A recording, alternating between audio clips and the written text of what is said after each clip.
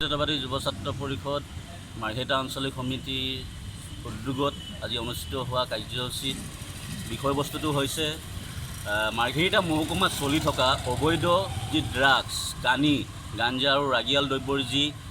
চোৰাং ব্যৱসায় চলি আছে, এই ক্ষেত্ৰত মাৰ্ঘেৰিটা মহকুমা প্ৰশাসনে কিন্তু আজি পৰ্যন্ত কোনো এটা গুৰুত্বপূৰ্ণ ভূমিকা গ্ৰহণ কৰা পৰিলক্ষিত হোৱা নাই। কিন্তু মাজে সময়ে আমি দেখা পাওঁ দুই এটা মদৰ দোকান উচ্ছেদ কৰিয়ে তেখেতসকলে দায়িত্ব সামৰে, কিন্তু যি সময়ত ড্ৰাগছে চানি ধৰিছে সমগ্ৰ মাৰ্ঘেৰিটা মহকুমাৰ দাঁতিকাষৰীয়া অঞ্চল গ্ৰাম্য অঞ্চলত, গতিকে এই গ্ৰাম্য অঞ্চলত যি ধৰণে ড্ৰাগছৰ যি অবাধ বেহা চলি আছে, এই ক্ষেত্ৰত কিন্তু মাৰ্ঘেৰিটা মহকুমা প্ৰশাসনে কিন্তু আজিৰ তাৰিখত ধৃতৰাষ্ট্ৰ ভূমিকা গ্ৰহণ কৰি আহিছে। আৰু গতিকে আৰক্ষী বিভাগ, মাৰ্ঘেৰিটা আৰক্ষী থানা, লিডু আৰক্ষী চকী, লেখাপানী আৰক্ষী থানা, জাগুন আৰক্ষী চকী, পেঙেৰিকে ধৰি অন্যান্য যিবিলাক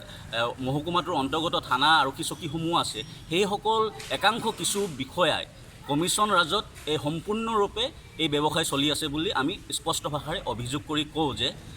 অসম চৰকাৰৰ যি সময়ত গাদী দখল কৰা মুখ্যমন্ত্ৰী সৰ্বানন্দ সোণোৱালে গাদীত বহিয়ে তেখেতে ড্ৰাগছৰ বিৰুদ্ধে জেহাদ ঘোষণা কৰিছিলে, কিন্তু সেই জেহাদ ঘোষণাৰ কৰাতে তেখেতসকলে ভূমিকা গ্ৰহণ কৰিলে আৰু পিছ মুহূৰ্তত তেখেতসকলে কোনো এটা বিহিত ব্যৱস্থা গ্ৰহণ কৰা পৰিলক্ষিত হোৱা নাই। গতিকে আমি দাবী জনাইছোঁ অতি শীঘ্ৰে যিসমূহ কুখ্যাত ড্ৰাগছ ব্যৱসায়ীসকল আছে, এই কুখ্যাত ড্ৰাগছ ব্যৱসায়ীসকলক আটক কৰক, দৃষ্টান্তমূলক শাস্তি দিয়ক আৰু তেখেতসকলৰ লগত যি মিতিৰালি প্ৰশাসন যন্ত্ৰ, পুলিচ বিভাগ, আবকাৰী বিভাগৰ যি মিতিৰালি, এই মিতিৰালি বন্ধ কৰিব লাগিব। ৰাইজক লগত লৈ তীব্ৰতৰ গণ আন্দোলন গঢ়ি তুলিবলৈ বাধ্য হ'ব।